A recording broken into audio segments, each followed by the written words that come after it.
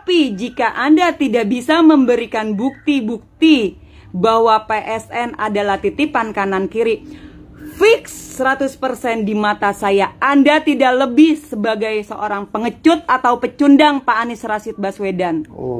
Kenapa saya mengatakan semua itu? Saya berani mengatakan, iya, karena Anda sebagai calon presiden hanya demi mendulang suara, hanya demi mendapatkan simpatik rakyat Indonesia, Anda melakukan penggiringan opini dengan menyebarkan fitnah dan hoax.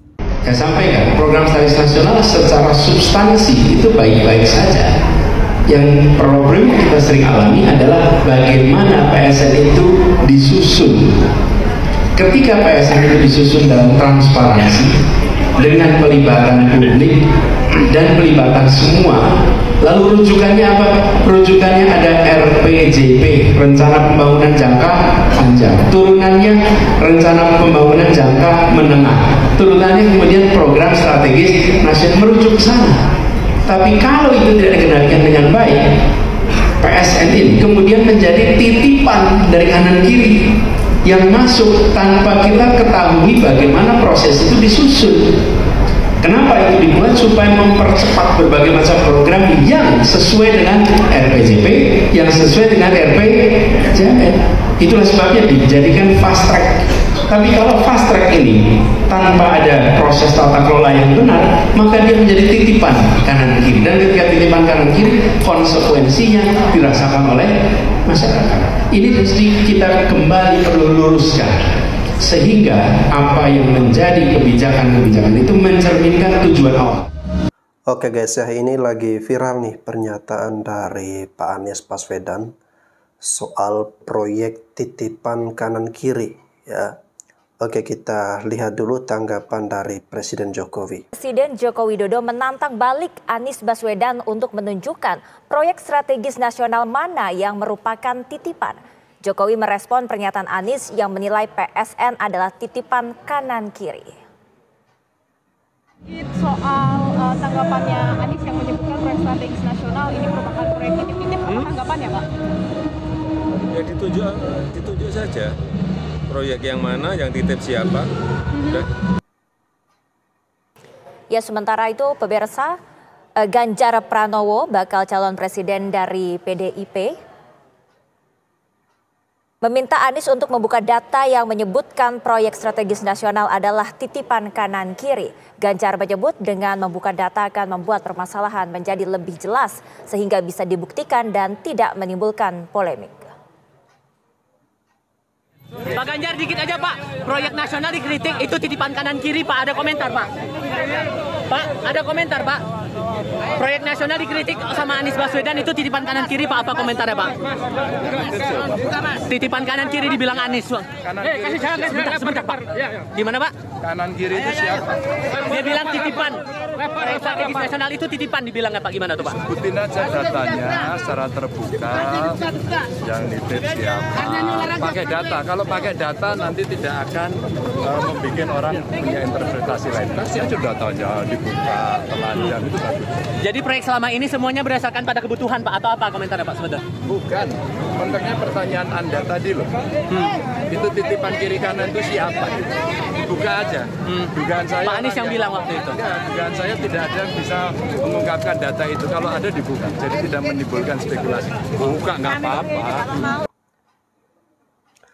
Oke guys ya, jadi jawaban dari Pak Ganjar itu, kalau memang Pak Anies mencurigai proyek strategis nasional atau PSN ini ada titipan kanan kiri atau kiri ke kanan, ya dibongkar saja, disebutkan saja, ditampilkan datanya, agar publik juga bisa mengetahui dan menilai ya, apakah kinerja pemerintah selama ini seperti yang dipikirkan oleh Pak Anies atau seperti apa ya. Salam NKRI. Bapak Anies Rashid Baswedan yang saat ini digadang-gadangkan menjadi salah satu calon presiden 2024 yang diusung oleh Koalisi Perubahan mengatakan bahwa proyek strategi nasional adalah titipan kanan kiri. Bapak Anies Rashid Baswedan yang terhormat, saya Noviana Kurniati secara pribadi menantang dan meminta kepada Anda untuk memberikan semua bukti, data, fakta yang bisa Anda pertanggungjawabkan dunia akhirat jika pernyataan yang Anda sampaikan itu adalah benar. Biar kami sebagai rakyat Indonesia bisa menilai. Tetapi jika Anda tidak bisa memberikan bukti-bukti bahwa PSN adalah titipan kanan kiri, fix 100% di mata saya Anda tidak lebih sebagai seorang pengecut atau pecundang Pak Anies Rashid Baswedan. Kenapa saya mengatakan semua itu? Saya berani mengatakan, iya, karena Anda sebagai calon presiden hanya demi mendulang suara, hanya demi mendapatkan simpatik rakyat Indonesia, Anda melakukan penggiringan opini dengan menyebarkan fitnah dan hoax. Anda sudah melakukan black campaign dan negatif campaign. Begini cara seorang calon presiden. Saya nggak habis pikir, apa jadinya bangsa ini jika dipimpin oleh presiden seperti Anda? Nggak kebayang saya. Ya, belum apa-apa aja Anda sudah menggunakan cara-cara licik. Gimana nanti ketika Anda jadi presiden?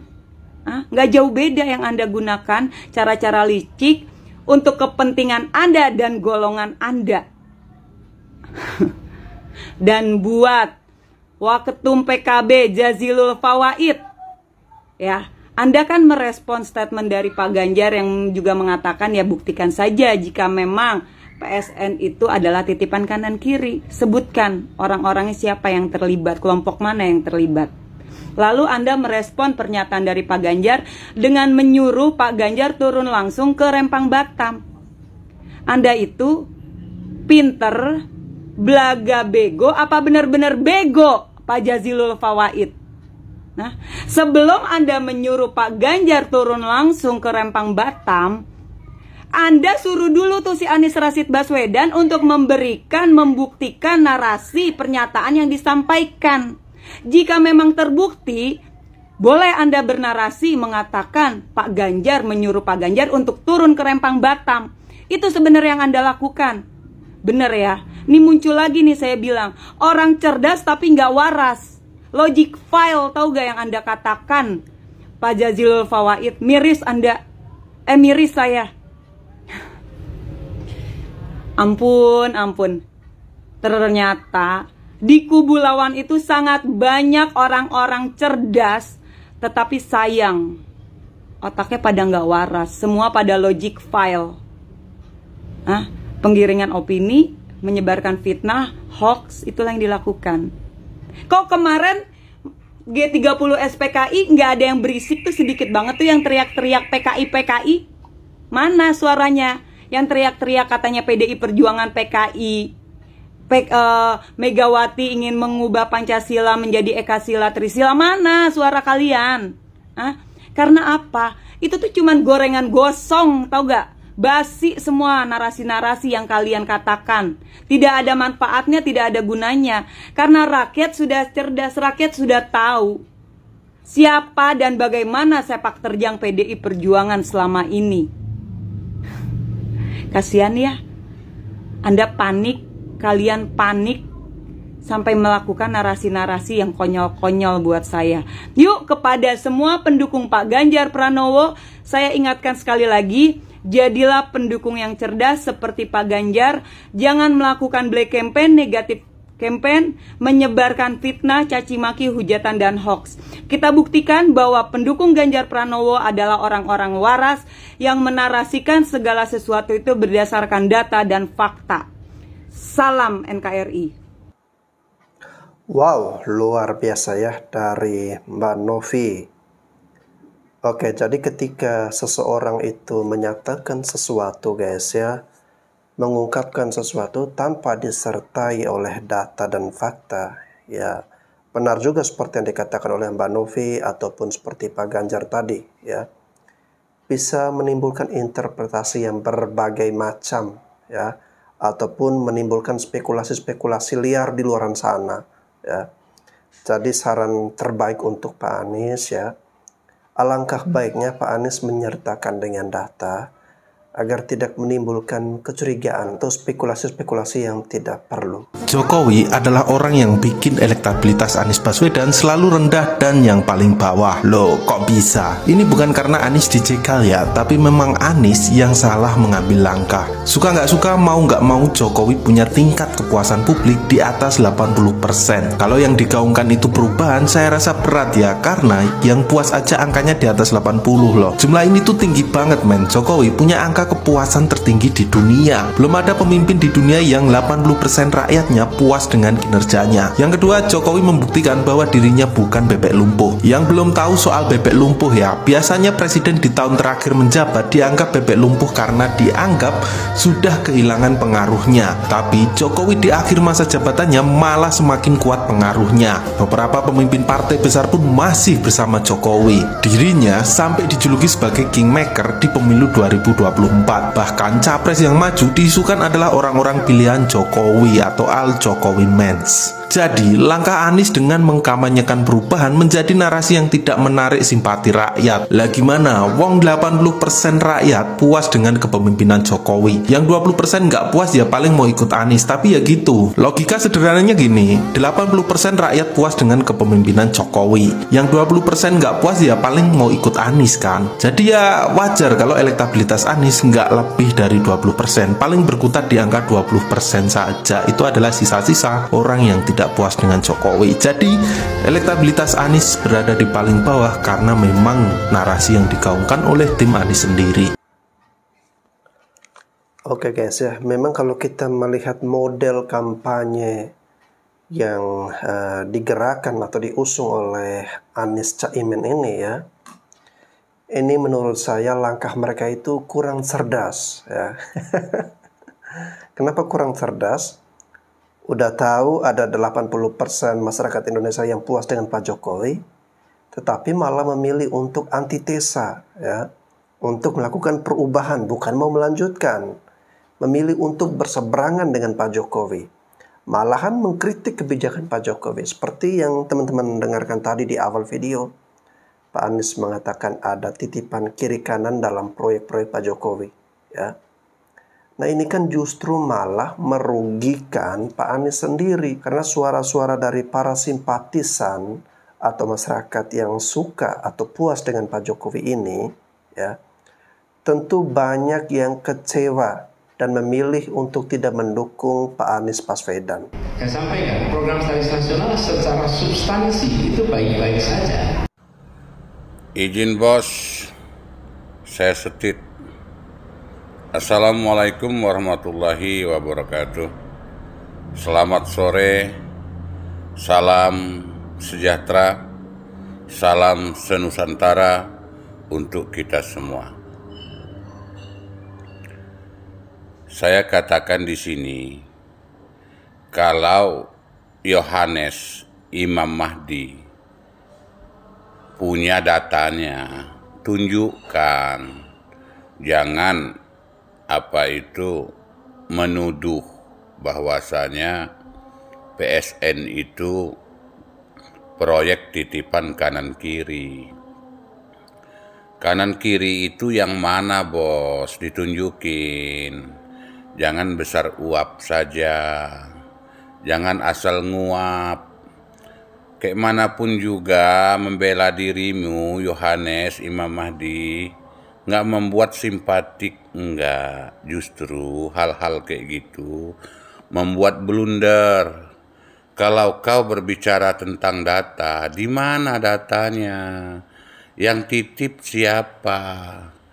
Proyek PSN itu atas nama siapa? Proyeknya proyek apa? Di mana? Itu. Jangan sebentar-sebentar menyalahkan pemimpin, menyalahkan presiden. Nggak ada yang benar kayaknya Presiden Republik Indonesia Insinyur Joko Widodo ini di matamu. Semua salah. Ya kan? Yohanes Imam Mahdi yang membuat retorika sendiri, tetapi yang disalahkan Insinyur Joko Widodo. Contoh, waktu wawancara Mata Najwa. Beberapa perusahaan-perusahaan yang besar itu tidak ada yang mau membantu Yohanes Imam Mahdi. Kenapa kok tidak mau membantu? Alasannya takut. Takut kenapa, bos? Setahu saya orang takut itu karena salah. Ya kan? Nah lantas juga ada saya lihat di TikTok itu. Mentang-mentang Yohanes Imam Mahdi nggak dibantu perusahaan-perusahaan besar itu, yang disalahkan Presiden Insinyur Joko Widodo karena mereka takut. Loh kalau yang diperiksa pajaknya langsung diusut karena dia nggak bayar pajak, hal wajar dong. Bukankah negara ini membangun karena masyarakatnya bayar pajak, perusahaan bayar pajak. Begitu, jangan salahkan presiden, mentang-mentang perusahaan besar tidak mau membantu kamu Yohanes Imam Mahdi. Ya kan, bisa saja perusahaan-perusahaan besar itu tidak mau membantu kamu karena mereka itu hanya tahu kamu hanya pandai beretorika, hanya pandai bersilat lidah. Ya kan, masih ingatkah kau waktu berdoa di GBK, doa hutang biar terhindar dari pinjol? Nah, dan beberapa yang pernah kau pinjam, tempat kau berhutang, kan itu nggak dibayar. Ya mungkin mereka takut juga kalau nanti nggak dibayar juga gitu loh. Itu, jadi jangan salahkan presiden dong gitu. Nah kembali lagi ke pokok permasalahan tadi tentang PSN itu proyek titipan kanan kiri, dibuktikan kanan kirinya yang mana, yang kanan yang mana proyeknya, yang kiri yang mana. Nah yang menerima titipan siapa, apa nama proyeknya PSN itu, kan begitu. Jangan asal nguap kayak gitu loh, nguap bau kayak gitu kan. Ya kan asal bacot saja, asal cocotmu aja gitu kan, yang hanya pandai membolak-balik kata, ya kan. Kalau berkata-kata kamu sangat pintar gitu loh, tapi tidak dengan menata kota gitu. Nah itu kan yang harus ini, saya nggak setuju. Kayak manapun juga Anda membela bahwa Anda itu ini mau perubahan, tol saja Anda salahkan kok karena membangun tol. Seharusnya masyarakat itu jangan diganti rugi tetapi memiliki tol juga. Bagaimana ceritanya? Nah jadi Yohanes, itulah, sehebat apapun kau berkata-kata, beretorika, menyusun kata, merangkai kata, nggak percaya lagi. Lihat proyekmu sendirilah. Seperti proyekmu apa itu yang melobang-lobangi jalan-jalan yang sudah bagus-bagus, dilobang-lobangi itu, yang jadi sumur serapan itu, sudah sejauh apa? Belum proyek-proyek yang lain. Jadi itu bolehlah kalau mau kritik itu boleh, namun syarat saya harus lengkap datanya. Lah saya saja yang tinggal di Lampung, yang di perbatasan antara Sumsel, Sumatera Selatan dan Lampung, tinggal di desa terpencil, ya, di dekat sungai, ya kan, masyarakat biasa lagi ngerti gitu. Masa Yohanes Imam Mahdi yang katanya calon presiden tapi kok asal cuap-cuap saja, asal mangap kayak gitu, untuk apa? Untuk apa kayak gitu? Pakai data lah. Jadi masyarakat juga senang melihatnya kalau pakai data gitu. Kalau Anda tahu PSN itu titipan, sampaikan, laporkan. Kita kan ada penegak hukum, sampaikan di situ bahwa proyek titipan begitu. Biar pelakunya ditangkap. Kalau kayak gini kan sama dengan Anda itu kayak mana ya? Lebih enak saya ini kayaknya melihat tai gitu. Sudah jelas dia tai kan, daripada kita bercerita tai tapi kita tidak bisa membuktikan bahwa itu tai gitu. Jadi itu, wassalamualaikum warahmatullahi wabarakatuh, salam sehat. Makin heran saja saya ini sama Jokowi. Wow, ada ya orang kayak gini ya. Saya kok nggak yakin ya Kapolri tidak mau bertindak. Tetapi lebih saya yakin adalah Jokowi memberikan instrumen supaya Polri tidak bertindak. Mengapa? Ada orang yang olok-olok Jokowi seperti Rocky Gerung. Wow, aman dan selamat. Jadi Rocky Gerung saved by Jokowi. Selamat karena kebaikan hatinya Jokowi. Ini orang ini luar biasa loh. Patut kita contohi.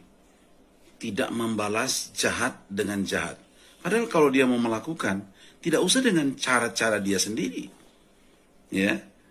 Tetapi dengan menggunakan fasilitas undang-undang, sudah bisa dicerat dan itu luar biasa. Rocky Gerung sudah berulang-ulang melakukan dan Jokowi tidak menggunakan fasilitas itu. Ini bukan semata-mata berbicara tentang demokrasi dan atau nilai-nilai kebebasan manusia untuk berekspresi, menyatakan pendapat. Lebih daripada itu, Jokowi mempunyai karakter yang mulia. Dia sudah selesai dengan dirinya sendiri. Dia tidak peduli orang mau olok-olok dia. Yang penting dia bekerja untuk kebaikan banyak orang, untuk kebaikan bangsa dan negara Republik Indonesia. Saya yakin sekali Jokowi melakukan itu. Dan hal yang paling utama, justru Jokowi tidak mau mengambil hak Tuhan. Karena pembalasan itu kan adalah hak Tuhan. Dia tidak mau merampas hak yang Tuhan punya untuk pembalasan. Dia serahkan kepada Tuhan. Dan saya yakin tepat pada waktunya Tuhan akan bertindak. Tepat pada waktunya, dengan cara yang tepat dan terukur, sesuai dengan keakuratan tindakan. Teman-teman, banyak sekali orang menganggap bahwa IKN itu dibuat hanya untuk nama dan legasi bagi Pak Jokowi. Siapa bilang?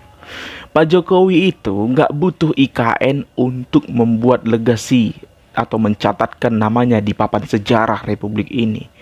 IKN itu terlalu kecil hanya untuk itu gitu loh. Tanpa IKN, Pak Jokowi juga sudah akan meninggalkan jejak sejarah yang tidak akan bisa dihapus hanya dengan demonstrasi massal berjilid-jilid. Apa itu? Apa itu? Coba. Ini mungkin teman-teman nggak akan bisa menyadari ketika teman-teman memang udah menempatkan diri untuk membenci Pak Jokowi. Tapi satu fakta ini sudah saya katakan tidak akan bisa dihapus walaupun dengan demo berjilid-jilid. Apa itu? Karakter kepemimpinan yang sederhana. Walah bang, itu gimmick. Nanti dulu soal gimmick. Saya akan jelaskan bahwa kata-kata gimmick itu akhirnya tidak akan penting. Kenapa? Begini. Kita lepaskan dulu bahwa itu gimmick ataupun tidak ya. Tapi bahwa karakter kepemimpinan sederhana ditampilkan Pak Jokowi kepada publik, maka itu menjadi standar baru kepemimpinan di negara kita. Contoh. Apakah teman-teman pernah membayangkan bahwa pemimpin itu harus tampil sederhana sebelum Pak Jokowi hadir 2014? Sebelum 2014, ketika kita melihat Presiden SBY misalnya membangun perkemahan yang sedemikian megah di tempat pengungsian Gunung Sinabung 2010, itu hal yang biasa aja. Adakah yang mempersoalkan? Tidak. Tapi coba sekarang itu dilakukan, apa yang akan Anda lakukan? Anda akan kritis. Wah, masa di pengungsian dia tidak mau dekat dengan rakyat? Kenapa itu bisa terjadi? Karena ada standar baru yang ditempatkan oleh Pak Jokowi, yang diperkenalkan oleh Pak Jokowi. Misalnya kita bicara tentang pejabat yang korup. Kalau dulu cara pemberantasan korupsi oleh KPK itu hanya berdasarkan temuan-temuan, baik temuan dari BPK, BPKP, pengawas-pengawas keuangan internal dan sebagainya. Temuan dari PPATK misalnya, temuan lah pokoknya. Tapi kalau sekarang, salah satu cara yang paling ampuh untuk melihat seseorang itu korup atau tidak, adalah dengan laporan harta kekayaan, cara hidup, gaya hidup, keluarganya, itu dilihat oleh netizen dan masyarakat Indonesia. Ketika ada yang dianggap berlebihan, maka itu akan diindikasi ada korupsi di sana. Dulu sebelum Pak Jokowi masuk menjadi presiden di negara kita, bahkan sebelum dia menjadi gubernur, apakah ini pernah kita persoalkan? Tidak. Bagi kita dulu, gaya hidup pemimpin yang mewah dan megah itu adalah hal yang biasa dan wajar. Anda harus akui itu. Tapi sekarang itu kita kecam. Bahkan pemimpin yang berkeliling naik helikopter aja sekarang kita kecam. Dulu itu biasa loh. Itu biasa. Kalian sadar nggak itu dulu biasa? Tapi sekarang itu kita kecam. Kenapa? Karena Pak Jokowi menampilkan standar baru. Nah sekarang kita masalah gimmick-gimmicknya. Pencitraan kata orang. Saudara-saudari, pencitraan itu dilakukan kalau misalnya Pak Jokowi punya kepentingan tertentu. Nah sekarang masalahnya, Pak Jokowi sampai detik ini masih melakukan itu. Di mana letak pencitraannya? Saat dia sudah dipastikan tidak akan bisa menambah periode, saat dia dipastikan sudah tidak akan punya kemungkinan untuk berkuasa, dia tetap menampilkan itu. Itu namanya bukan pencitraan. Dan seandainya kalian tetap menganggap itu pencitraan, bahwa pencitraan itu dilakukan Pak Jokowi berhasil membuat masyarakat berpikir kritis tentang gaya hidup pejabat yang royal. Anda paham? Jadi apa gunanya IKN kalau hanya untuk dianggap menjadi catatan legacy bagi Pak Jokowi? Nggak penting. Maka IKN harus kita lihat sebagai sesuatu yang lebih besar daripada sekedar mencari nama bagi presiden. Karena presiden tanpa IKN sudah menjadi seseorang sosok yang besar, bukan hanya di Indonesia, tapi di dunia internasional. Kira-kira begitu. Wow, luar biasa ya penjelasan dari abang ini ya. Saya sering menyaksikan guys ya. Abang ini tunanetra guys ya. Namun jika memberikan komentar tentang situasi atau dunia perpolitikan di Indonesia guys ya, sangat keren dan luar biasa ya. Tadi menurut abang ini, andainya Pak Jokowi itu tidak membangun IKN sekalipun ya, orang akan tetap mengenang dan mengingat Pak Jokowi. Karena Pak Jokowi sudah meninggalkan legasi yang sangat kuat ya selain IKN Nusantara, yakni karakter kepemimpinan ya. Baru kali ini kita melihat dan menyaksikan serta merasakan pemimpin yang sangat-sangat sederhana guys ya. Dan ini bisa memberikan contoh teladan yang baik bagi setiap warga negara Indonesia. Sak melarat-melarate, sak susah-susahe, wong urip nang jamane Pak Jokowi karo jamane Soeharto. Sik melaratan jamane Soeharto. Masih saiki beras larang, bensin larang. Tapi si iso tuku. Si iso tuku beras, si iso tuku sepeda motor. Jamane Soeharto, jare beras murah. Tapi akeh wong mangan sego tiwul, sego gaplek, sego jagung. Sepeda motor kon duwe. Paling sak desa ana siji. TV hitam putih kon duwe.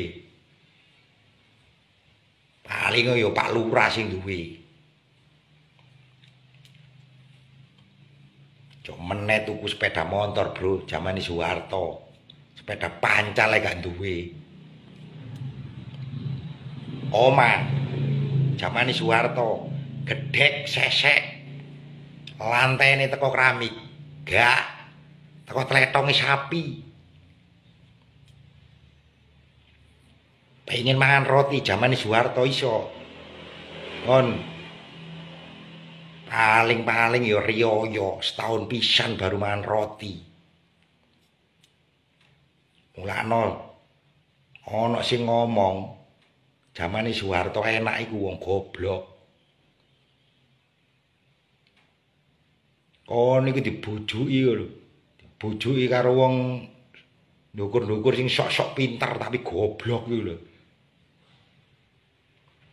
Sing kelahiran tahun 80-an, gak usah komen. Gak usah nyocot. Kon lu gak ngerti apa-apa, bro. Kita tidak akan pernah berdamai dengan siapapun yang tidak mau mengikuti Negara Kesatuan Republik Indonesia, Pancasila, UUD 45, dan Bhinneka Tunggal Ika. Tidak demi apapun, tidak demi jabatan, tidak demi kekuasaan, tidak demi kepingin jadi presiden atau wakil presiden.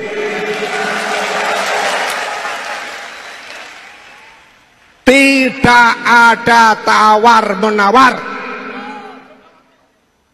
5 orang anggota Dewan Pengampu itu adalah pertama, Insinyur Haji Joko Widodo.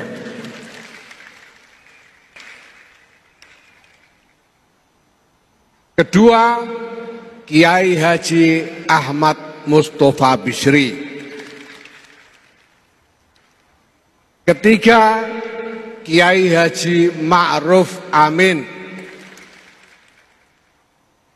Keempat, Kiai Haji Miftahul Akhyar. Dan kelima, Nyai Hajjah Sinta Nuriyah Abdurrahman Wahid. Sekali lagi, para Dewan Pengampu ini dipilih sebagai tokoh dan sesepuh Nahdlatul Ulama. Maka kalau saya sebut tadi ada Insinyur Haji Joko Widodo dan Kiai Haji Ma'ruf Amin, itu adalah sebagai tokoh dan sesepuh Nahdlatul Ulama, terlepas dari jabatan apapun yang disandangnya.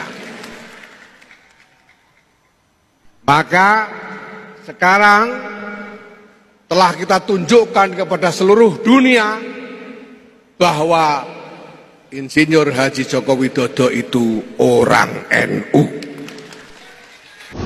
Beberapa hari yang lalu, Presiden Jokowi memamerkan kelebihan yang hanya dimiliki oleh dirinya seorang, yaitu memiliki data-data intelijen dari semua partai politik di Indonesia. Hal ini langsung mengingatkan gue kepada kasus Watergate, yaitu kasus pemakzulan Presiden Amerika Serikat pada tahun 1974, yaitu Presiden Richard Nixon. Pada waktu itu Presiden Nixon yang merupakan kader dari Partai Republik memerintahkan penyadapan di kantor Partai Demokrat. Skandal yang kemudian terbongkar ke publik ini menjadi awal proses pemakzulan Presiden Nixon yang diprakarsai oleh Dewan Perwakilan Amerika Serikat. Pada akhirnya, Richard Nixon mengundurkan diri sebagai presiden pada tanggal 9 Agustus 1974. Nah, jika Presiden Nixon bisa dimakzulkan karena dia memata-matai partai lawannya, lalu bagaimana dengan Presiden Jokowi yang malah secara terang-terangan dan bangga mengakui memiliki data intelijen dari semua partai politik? Apakah ini praktek yang wajar di Indonesia? Gua rasa tidak, karena sama sekali bukan tupoksi badan intelijen untuk memata-matai parpol, karena parpol bisa dibilang sebagai pilar demokrasi kita, sama sekali bukan merupakan ancaman bagi keamanan nasional dan negara.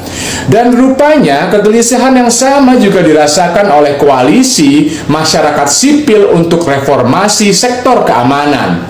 Mereka sudah melayangkan surat kepada Komisi 1 DPR, Komisi 3 DPR, dan juga Ketua DPR. Isi suratnya adalah mendesak DPR RI untuk segera memakai hak angket guna mendalami dugaan Presiden Jokowi menyalahgunakan data intelijen. Kalian tentu tahu bahwa hak angket DPR adalah salah satu instrumen yang bisa memakzulkan seorang presiden. Sama seperti kasus Richard Nixon di Amerika Serikat. Dan ini sesuai dengan konstitusi kita. Dan keadaan yang bisa membuat presiden dimakzulkan adalah pengkhianatan terhadap negara, korupsi, tindak pidana berat, perbuatan tercela, penyuapan, dan apabila tidak lagi memenuhi syarat sebagai presiden. Nah, jikapun sekarang ada indikasi perbuatan di atas tadi, pertanyaannya, apakah DPR mau melakukan hak angket? Karena gue mendapat kesan sangat kuat bahwa saat ini DPR sudah tidak lagi menjalankan perannya sebagai watchdog atau pengawas pemerintah. tapi perannya lebih sebagai pet dog atau peliharaan pemerintah. Karena faktanya 427 kursi parlemen DPR diisi oleh kader parpol pendukung Jokowi dan hanya menyisakan 148 kursi dari parpol oposisi. Apakah DPR akan menjalankan hak angket mereka kepada Presiden Jokowi? Walau meragukan, tapi patut kita tunggu. Salam semangat antitesa 24. Oke, ini salah satu pendukung dari Pak Anies Baswedan, guys ya. Oke, tadi ada kata-kata mau memaksulkan Pak Jokowi ya. Ini menurut saya mimpi bagi para pendukung-pendukung dari Anies ini ya. Karena mereka sangat menginginkan agar Pak Jokowi ini kalau bisa dimaksulkan sebelum nanti berakhir masa jabatannya ya. Mereka sudah melakukan dengan berbagai cara ya, seperti beberapa waktu yang lalu ya, aksi People Power yang sebelumnya dilakukan, mereka koordinasi dulu ya, membuatkan seminar atau acara-acara yang dihadiri pembicara-pembicara yang gak berkelas seperti Rocky Gerung ya. Namun pada hari hal ya serba gagal, guys ya. Mereka gagal melakukan aksi People Power yang kemudian kita sebut sebagai Upil Power, guys. Ini yang diprakarsai oleh sesepuh kita ya, sesepuh fenomenal, legend kita, Pak Amin Rais. Lalu kemudian mereka juga ikut menunggangi demo buruh kemarin, yakni untuk mau memaksulkan Pak Jokowi, yaitu menjadi agenda mereka tetapi juga tidak terlaksana. Artinya gagal dijalankan ya. Nggak usahlah kamu menarasikan ingin memaksulkan Pak Jokowi ya.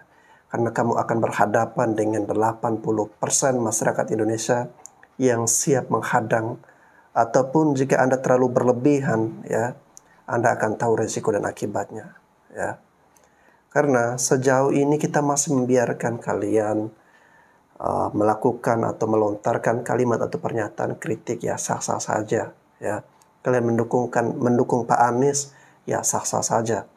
Tetapi kalau sudah terlalu berlebihan ingin memaksulkan atau melakukan cara-cara yang jahat kepada Pak Jokowi ya, maka jangan salahkan kalau nanti 80% masyarakat Indonesia ini akan bangkit dan jahat juga ya, demi membela presidennya ya. Kita pilih presiden secara sah, diturunkan juga secara sah sesuai dengan aturan dan undang-undang ya. Jangan Anda mau berbuat yang aneh-aneh yang bermacam-macam ingin memaksulkan. Oke, bahwa sebenarnya negara ini secara akuntansi sudah bangkrut. Guys, kalian udah dengar kan? Para gelandang-gelandangan politik sedang mempertontonkan kebodohannya. Masa negara semaju ini dibilang mau bangkrut? Yang benar aja. Itu hanyalah suara-suara sakit hati karena dipecat. Kita tahu bahwa Said Didu pernah menjadi komisaris utama PT Bukit Asam. Karena dia mau menang sendiri, nggak mau ngikutin atasan, makanya dia dipecat. Repli Harun pernah menjadi komisaris utama PT Pelindo. Nggak becus juga kerjanya, dipecat. Lah sekarang berkoar-koar setelah dipecat. Anda waras?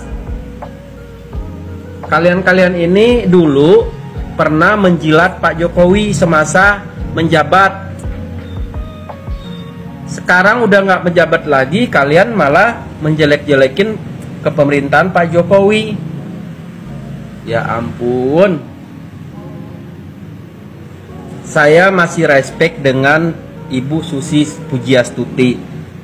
Ibu Susi pernah menjabat sebagai Menteri Kelautan sebelum dia diresapel.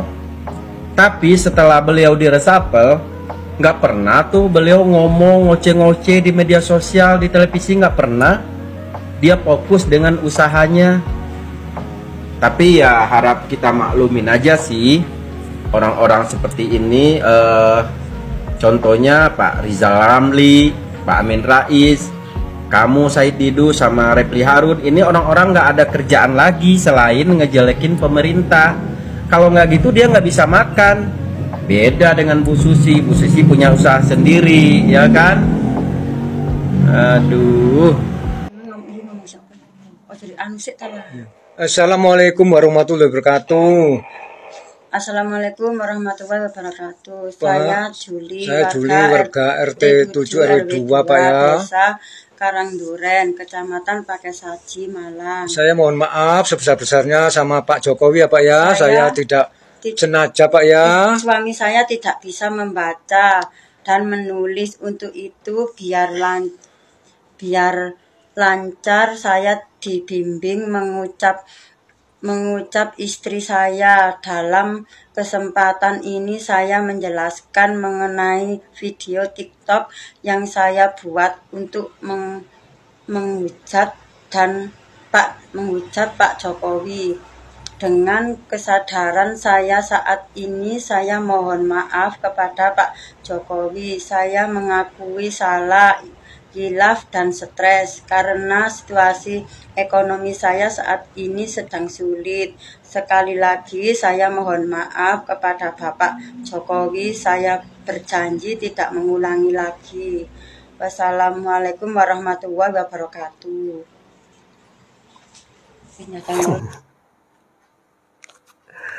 Oke guys, ini Bapak kemarin yang mengejek atau mengolok-olok Pak Jokowi ya. Tapi ya sudahlah, dia sudah menyampaikan permohonan maaf. Ya semoga jangan diulangi lagi Pak ya. Ya Bapak harus bisa membedakan mana yang kritik ya, mana yang sudah merupakan penghinaan ya. Nggak apa-apa kalau Bapak mau kritik pada pemerintah, itu sah-sah saja ya. Tapi beda jika Bapak memang sengaja untuk mau menghina atau merendahkan presiden. Ya. Yang menjadi pusat perhatian masyarakat adalah elektabilitas, bukan popularitas. Yang masyarakat ingin ketahui adalah siapa sih di antara ketiga capres yang memperoleh dukungan terbesar dari masyarakat. Dalam hal elektabilitas, hasil survei indikator menunjukkan kalau yang maju 3 capres, maka urutan tertingginya adalah Ganjar, Prabowo, dan Anies. Ganjar memperoleh dukungan 37,4, diikuti Pak Prabowo 33%, dan Anies 21,5%. Jadi pertarungan antara Ganjar dan Prabowo terlihat sangat ketat, sementara nama Anies cukup jauh tertinggal. Kalau begitu, kenapa ya Metro TV News justru mengangkat keunggulan Anies atas Ganjar? Berasanya sih itu terkait dengan siapa Metro TV News. Media online ini kan bagian dari grup Metro TV yang dimiliki sama Surya Paloh, bosnya Partai Nasdem. Surya Paloh seperti diketahui nih, pendukungnya siapa? Pak Anies. Jadi nampaknya berita tentang keunggulan popularitas Anies atas popularitas Ganjar ini sengaja dibuat untuk membangkitkan semangat pendukung Anies. Bisa dibilang pemberitaan ini cukup menyesatkan. Nggak bohong, tapi bisa menimbulkan kesimpulan yang keliru. Kami di CSW berharap media massa bisa dong lebih objektif dalam menyajikan pemberitaan. Masyarakat mengandalkan media massa untuk memberikan informasi yang dapat diandalkan tentang kehidupan politik. Kalau media bermain-main dengan fakta, masyarakat kasihan dirugikan. Seharusnya media memberikan fakta tentang hasil survei itu apa adanya, terlepas dari apakah kandidat yang diunggulkan ada di kubu yang didukungnya atau ada di kubu lawan. Seberapa jauh Anda sebetulnya terlibat dalam proses ketika akhirnya memutuskan Gus Imin menjadi pasangan? Karena yang tampak di publik, keputusan ini diambil oleh Bapak Surya Paloh selaku Ketua Umum Nasdem, dan Anda hanya ditugaskan untuk menjalankan keputusan itu selayaknya seorang petugas partai, menjalankan keputusan. Ya, apabila Pak Surya Paloh mengajukan nama yang tidak relevan dengan usaha pemenangan, dan saya harus melaksanakannya, maka saya petugas partai. Maka saya petugas partai. Maka saya petugas partai. Kalau ditanya alasan-alasan gua, kenapa gua selalu mendukung Pak Anies Rashid Baswedan di TikTok ini, di PT-PT gua ini, selalu menggaungkan nama Anies Rashid Baswedan di video-video gua ini, sebenarnya sih alasan gua banyak, serius banyak banget. Kenapa gua selalu semangat mendukung Pak Anies Rashid Baswedan di TikTok ini? Tapi ada satu alasan yang paling vokal ini, yang paling utama. itu karena Pak Anies Rashid Baswedan memiliki gagasan perubahan. Itu yang paling vokal. Karena menurut gua bro, tidak ada lagi gagasan yang paling cocok, yang paling pas dengan keadaan negara sekarang selain gagasan perubahan untuk lebih baik. Itu yang paling pas itu. Gue nggak ngambil contoh yang terlalu nasional lah. Gue ngambil contoh di daerah gue aja ya. Perlunya gagasan perubahan nih. Daerah gue itu pupuk langka bro. Coba lu bayangin, pakai gagasan meneruskan. Udah langka diteruskan. Mati petani. Ya, bukan petani aja yang mati. Lu pada susah. Kalau petaninya susah, serius. Ditambah lagi para petani karet. Petani karet dulu waktu zaman PSBY itu harganya lumayan bagus, 12.000, 13.000. Sekarang ketika Jokowi jadi presiden ya, terus terang aja gua ngomong nih, 5.000, 4.000 selama Jokowi jadi presiden itu. Akhirnya apa? Para petani karet lari ke Jakarta. Para penyadap karet itu lari ke Jakarta nyari kerjaan, sampai jadi kuli bangunan, jadi kuli apa, jadi kuli panggul demi menghidupi anak istrinya di kampung.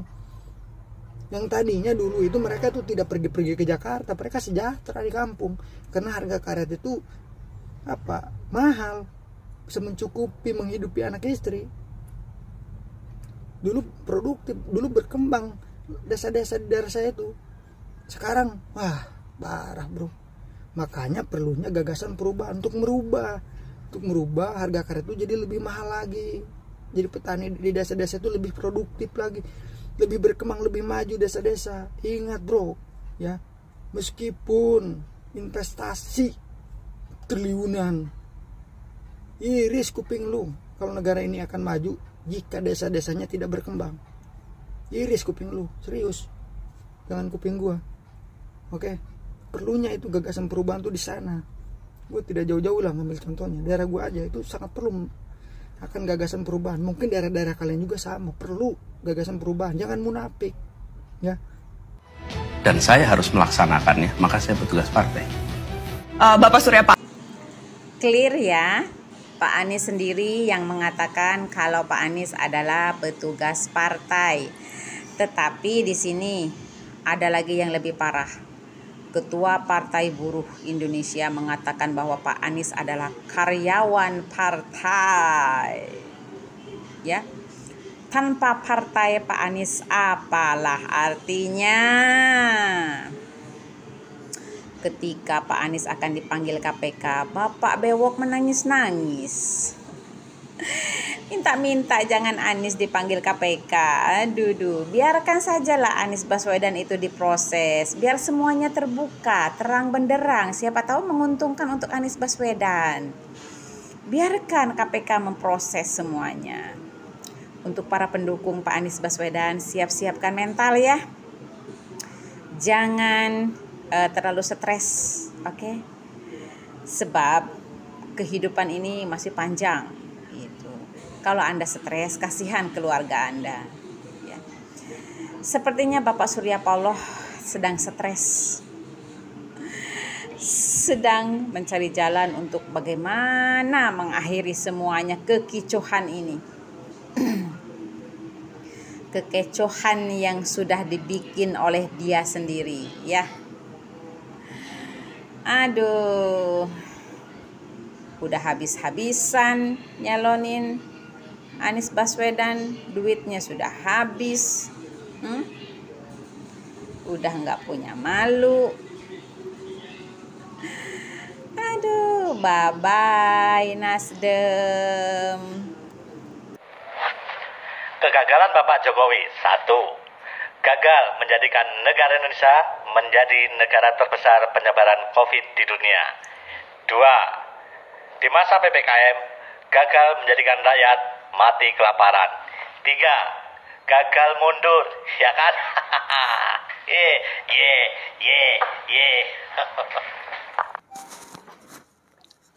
Oke guys, kita kembali pada video awal yang saya reaksi tadi ya, terkait dengan dugaan dari Pak Anies yakni proyek strategis nasional atau PSN ini merupakan adanya titipan kiri, titipan kanan, ya. Nah, itu menimbulkan gejolak dari netizen di pemberitaan juga, dan juga ada respon dari Pak Jokowi maupun Pak Ganjar, ya. Jadi respon pemerintah kita adalah jika memang ada, ya dibuktikan, dibongkar data-datanya, ya.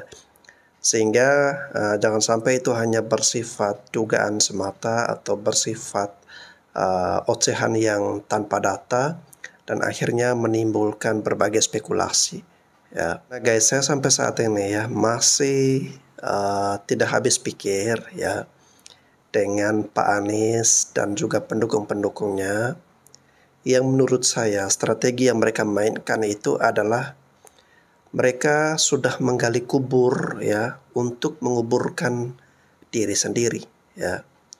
Ya, saya ibaratkan seperti itu guys, karena sudah tahu ada 80% masyarakat Indonesia yang puas dengan Pak Jokowi, ya. Kita bisa saksikan ketika Pak Jokowi mau turun ke pasar, ya, belusukan, bertemu dengan masyarakat di berbagai daerah, di berbagai pelosok, ya, itu selalu ramai, penuh, tumpah ruah guys, ya. Nah ini berbeda dengan Pak SBY dulu, ya. Pak SBY dulu kalau datang ke Labuan Bajo sepi guys, ya. Tetapi berbeda dengan Pak Jokowi, ya. Beliau kalau datang ke NTT selalu ramai, ya. Dan ini memang membuktikan benar-benar bahwa memang banyak yang puas atau cinta dengan Pak Jokowi, ya. Nah bagaimana mungkin, ya, orang yang sudah jelas-jelas mengetahui banyak orang yang suka dengan Pak Jokowi tetapi memilih untuk menyerang dan menjadi antitesa demi ambisinya menjadi Presiden Republik Indonesia. Ya, kita yang nggak pintar-pintar amat guys, saya bisa melihat dan menertawakan itu. Dan sudah dipastikan model kampanye yang seperti itu, ya, tidak mendapatkan simpati atau dukungan dari mayoritas masyarakat Indonesia. Nah, yang beruntung itu tentunya adalah Pak Prabowo dan juga Pak Ganjar, ya, karena sama-sama berada dalam lingkaran kedekatan dengan Pak Jokowi dan juga mengusung untuk melanjutkan, ya, semua yang sudah dilakukan oleh Pak Jokowi, proyek menengah atau jangka panjang, mereka siap untuk melanjutkan guys, ya. Namun di sini ada faktor-faktor tertentu yang harus kita bedakan, ya. Salah satunya adalah faktor usia guys, ya, faktor kebugaran, kondisi fisik seseorang, ya, kebugaran seseorang, kesehatan seseorang, ya. Karena presiden yang akan datang, ya, kita sebagai masyarakat menuntut agar memiliki mobilitas yang tinggi, ya, selalu dekat dengan masyarakat dan siap untuk misalnya dalam satu hari itu dia bisa melakukan perjalanan atau berada di beberapa titik, beberapa tempat yang berbeda-beda, ya. Apalagi negara kita ini negara yang sangat luas guys, ya. Kita ingin model gaya kepemimpinan seperti Pak Jokowi. Artinya tidak banyak duduk manis di kantornya, ya, tetapi langsung ke masyarakat dan melihat apa yang terjadi di masyarakat dan merasakan apa yang diinginkan oleh masyarakat, ya. Nah itu sudah dilakukan oleh Pak Ganjar Pranowo, ya, dalam berbagai aktivitasnya, ya. Kita sering melihat Pak Ganjar ini senang atau memang hobi untuk turun ke lapangan menemui masyarakat daripada lebih banyak di kantor guys, ya. Kita tentu membutuh pemimpin yang punya banyak mobilitas yang sangat tinggi seperti ini guys. Oke teman-teman, terima kasih sudah menyimak video ini. Sampai jumpa lagi di konten-konten saya selanjutnya.